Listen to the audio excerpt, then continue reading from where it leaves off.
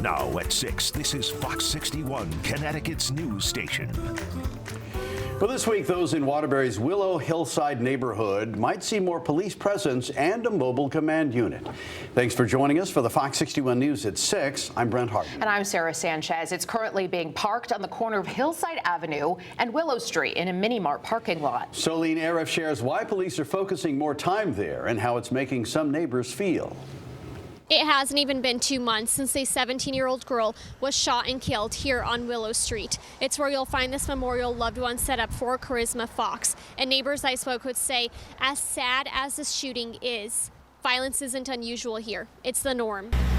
Derek Stitz says he's been in this neighborhood a long time. It's where he raised his kids here on Wyman Street, just 2 blocks over from Willow Street. They come through here speeding, like they in a hurry.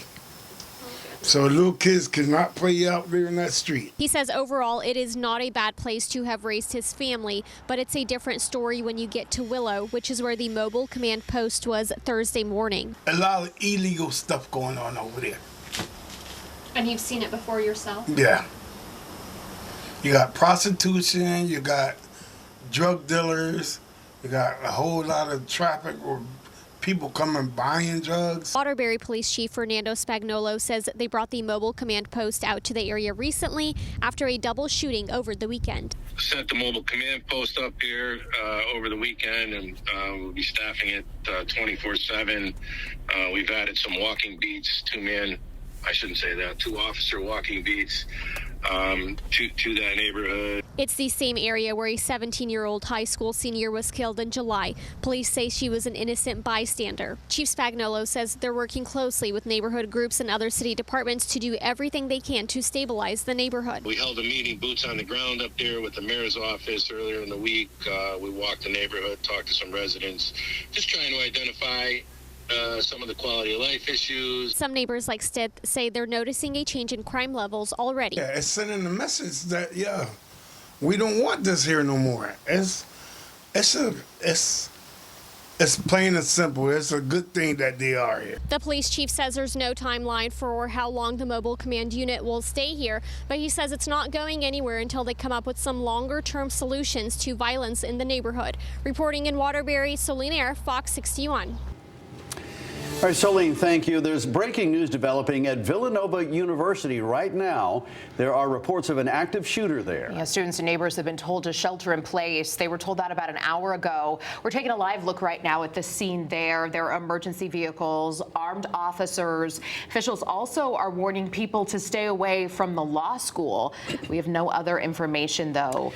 Now, new student orientation and registration started today. That's scheduled to go on until Saturday. Classes don't begin until Monday. This is an active situation, and we'll keep you posted throughout the hour.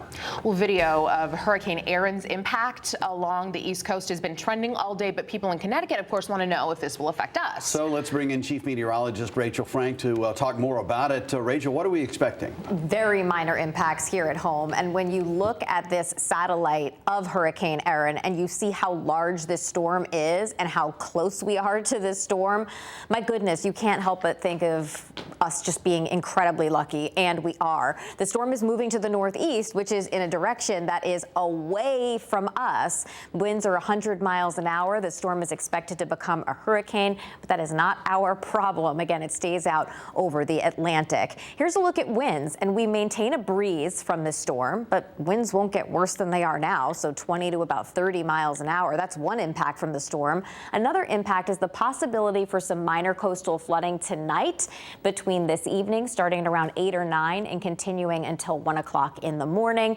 Water levels could come up 1 to 2 feet above typical high tides. So don't park in an area that can sometimes flood. We're going to talk about improving conditions for summer lovers coming up in just a bit, guys.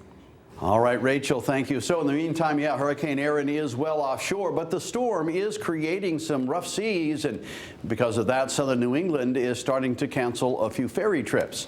Fox 61's Priscilla Meza is in New London with what travelers need to know. Yesterday, ferries out of New London were running with just a few changes, but this morning the impacts are here. Now the Block Island Ferry Express says high-speed trips out of Newport are canceled and more disruptions are expected through tomorrow as Hurricane Erin churns up the Atlantic. Meteorologists say the biggest impact for Connecticut will be in the water itself. The storm is stirring up the surf, especially along the southeast shoreline. Long Island helps block the worst of it, but waves will still be rough enough to cause problems. Now the Block Island Express is asking anyone on Block Island to rebook or head back early since more cancellations could come with little notice. Over in Rhode Island, routes out of Point Judith may be impacted starting this morning, with traditional ferries possibly suspended later today. And in Massachusetts, the Steamship Authority says Oak Bluff service on the Martha's Vineyards Woods Hole route is being diverted to Vineyard Haven. Ferry operators are waiving cancellation and change fees and urging passengers to check their website before traveling. If you have a trip planned, just expect delays and keep checking for updates before heading to the terminal, and we'll keep checking for those latest impacts. In New London, Priscilla Meza, Fox 61. Priscilla, thank you. All right, tonight we have learned the name of the inmate who died after having a medical emergency yesterday. It happened at McDougall Walker Correctional Institution in Suffield. Prison staff found Lehman Blackman unresponsive in his cell. He was taken to the hospital where he died. The chief medical examiner hasn't ruled what caused Blackman's death yet, but the prison's chief union steward believes he died from an overdose. We're told drugs were smuggled in letters disguised as legal mail. The letters aren't searched because they claim to come from attorneys. The incident is under investigation. A Derby woman reportedly admitted to police she abandoned a dog because she could no longer take care of it. She's now been charged. Police say Precious Goodwin tied Rocky to a crate and left the dog without adequate food or water on the side of Prindle Avenue. Someone found that dog a day later. An animal hospital treated Rocky for a skin disease and dental issues. We're told this was caused by neglect and poor diet. Investigators learned Goodwin was the dog's owner and arrested her last week. It's unclear when she'll face a judge. Watertown police arrested Sandra Leary of Cherry Avenue on 5 counts of animal cruelty. Animal control says they checked on her pets for years, but during a July inspection, conditions had become much worse. 4 dogs, a cat, and a bearded dragon were all found in need of urgent care. Police seized the animals and turned them over to animal control, where they're now receiving treatment. Larry was released on a $5,000 bond and is due in court later this month. A rollover crash in Norwalk led to a DUI and drug arrest. Police say Christopher Telesco flipped his car on East Avenue Monday afternoon. Officers say he was under the influence and tried climbing back into the car when they arrived. A search of the vehicle turned up cash and drugs. Telesco faces multiple charges, including possession with intent to sell and operating under the influence. His bond is set at $100,000. And take a look at this. A pickup truck crashing into a Gino's Pizza in Meriden yesterday afternoon. Thankfully, no one got hurt. Police say a man was driving on Broad Street around 5:30 when he lost control of the steering wheel, overcorrected, and then crashed into the pizzeria. Officers cited him for driving too fast in the rain. Officials didn't say how badly the building was damaged. Well, yes, it is back to school season, and in Cheshire, students and staff at Norton School are not only excited for the first day back, but they're also looking forward to big changes up ahead. Fox 61's Joe Monty shows us how this year is a little different and why the community is already looking ahead to next fall. Schools in Cheshire are back to business. Students started their first day of school Thursday morning. Teachers tell me they're thrilled to be back. So exciting to be back. Everybody's back in the groove, excited to be here, especially PE, what I do. Get in there, we have a lot of fun. Kids in kindergarten through 6th grade lined up in front of Norton School with their parents and friends. One set of parents, Elga and Matthew Costello, had just dropped off their son at school. Very excited, nervous. The ability to watch him go into the school, start a new year, it's something that feels great as parents. We love this school. He's so excited.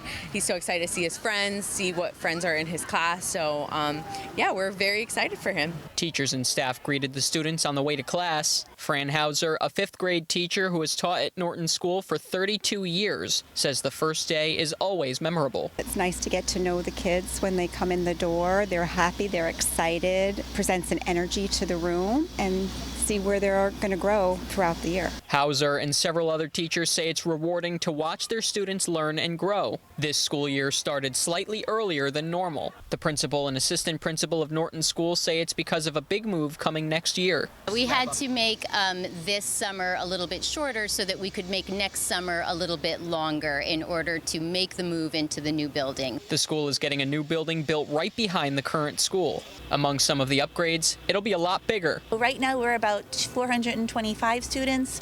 Our projections will be about 650. Joseph Almeida, a teacher at Norton School, tells me he can't wait for the building to be complete. So excited for the new building. We got a lot of cool stuff going in there, especially in the gym. They have a projector that's interactive. So if I project something against the wall, and let's say we're doing throwing and there's a target, you can throw the ball, it'll pop the target on the wall, and it can track maybe a point or a score or something like that. So it's all interactive. That's just one of the upgrades. The building is also expected to have many more places to learn and even air conditioning. The current 70-year-old building will be demolished and will become parking and field space for the new school. Elga and Matthew are excited that their son will soon get to experience the upgrades. They did a really good job with getting the kids, involved in the building. They were able to sign their name last year on a beam. They're very excited for it as well. It's change and, it's just certain things that needed to be upgraded. It's such a blessing to have a new school here.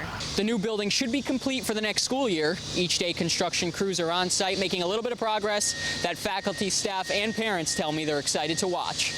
At Norton School in Cheshire, Joe Monty, Fox 61.